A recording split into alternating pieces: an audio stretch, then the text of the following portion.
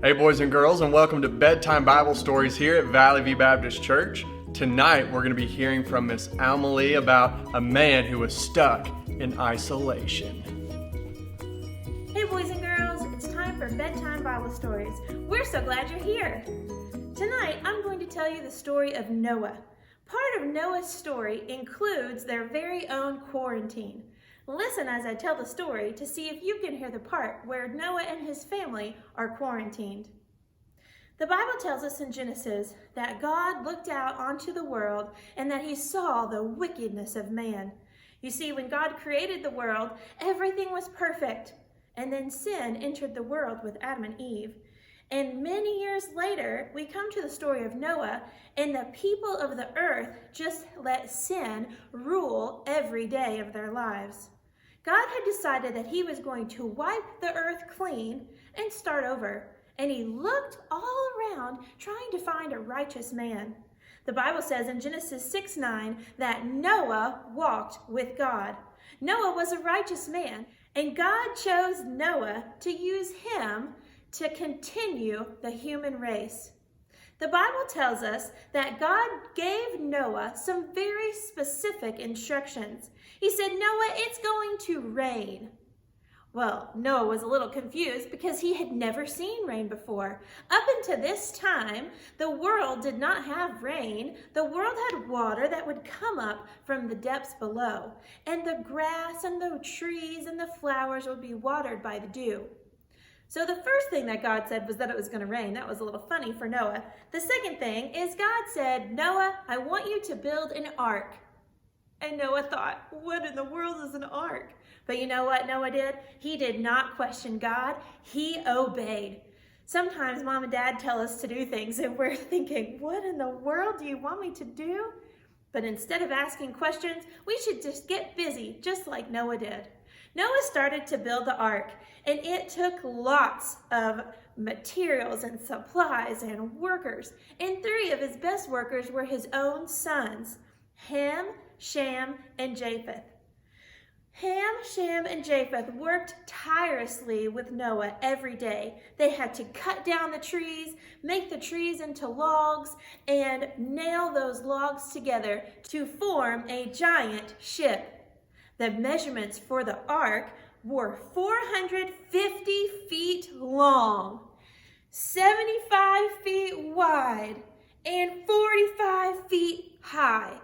That ark was enormous, so huge. And you know what else the Bible tells us? That during this time that Noah was building the ark, that he was preaching. The Bible says in 2 Peter 2:5 that Noah was a preacher of righteousness. During this time where he was building the ark with his sons, he would be telling all the people there around why he was building the ark. And do you think that those people believed him? Rain's gonna come? Noah, you've lost your mind. He's crazy as a loon. They did not believe that rain was going to come. They did not believe that God was going to judge them. And they did not believe that Noah was telling the truth. 120 years later, let me say that again, 120 years later, such a long time, Noah and his sons were finished building the ark.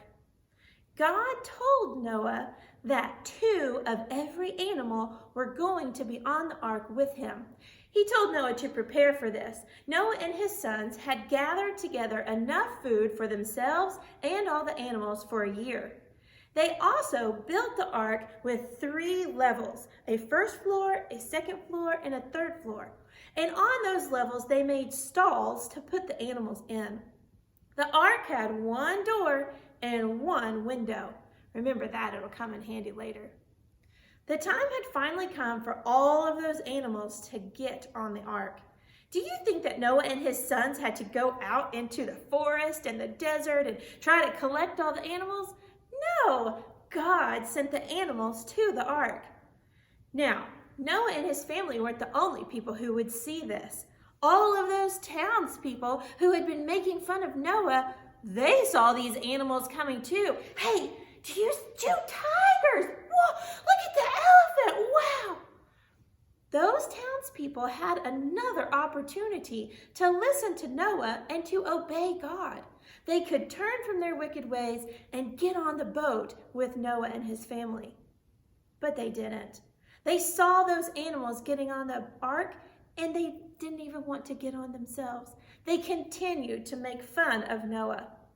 Well, finally, when all the animals were there, God's hand came down from the sky, and God's hand closed the door of the ark.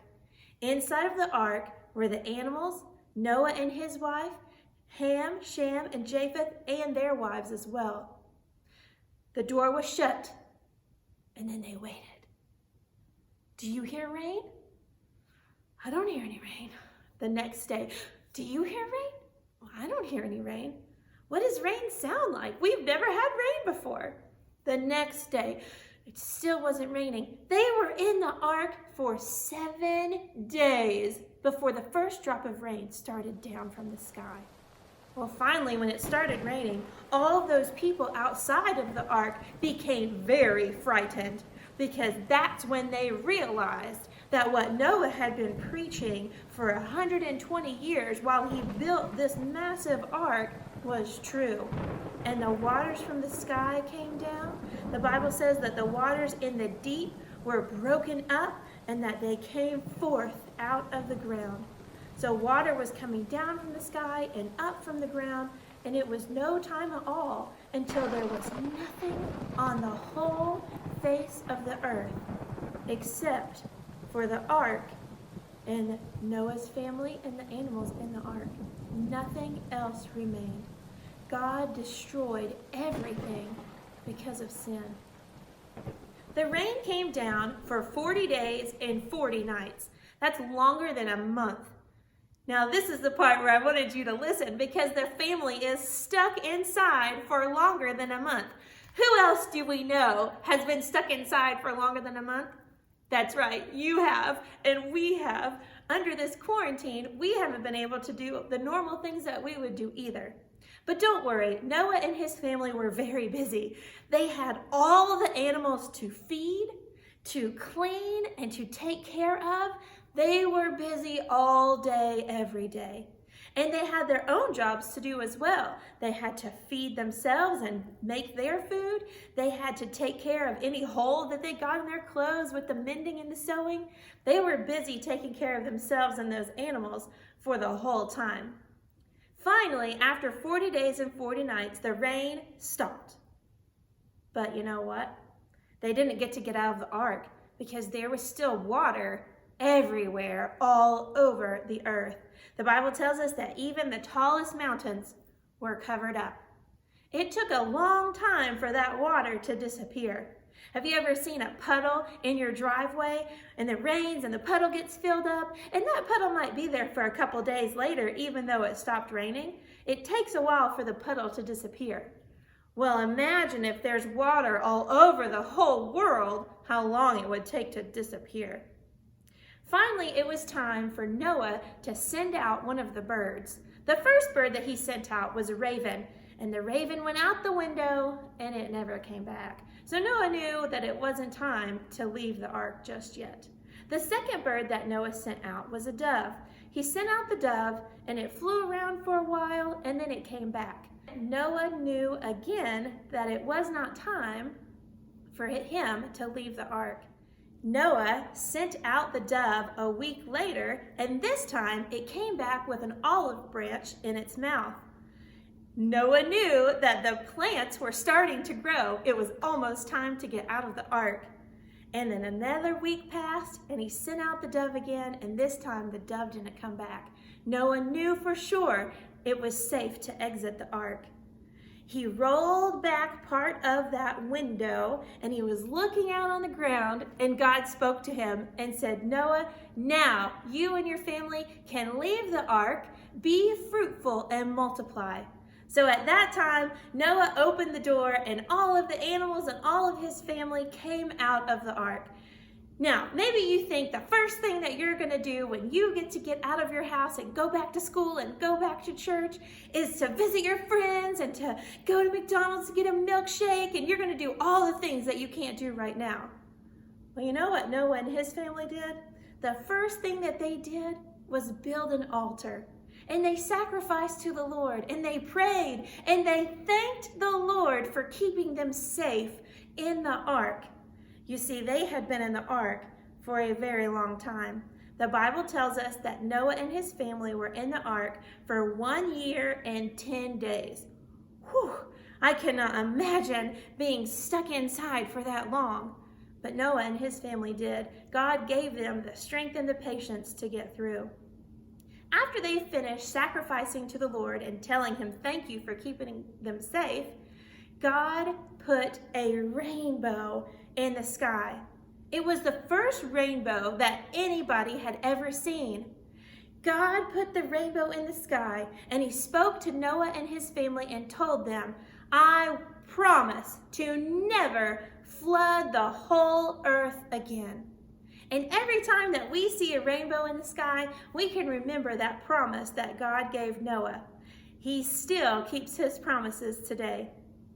Boys and girls, as you go through this time where you're stuck inside, just try to remember about Noah and his family. Even though they were stuck inside, they did their jobs joyfully. They were thankful to the Lord for keeping them safe.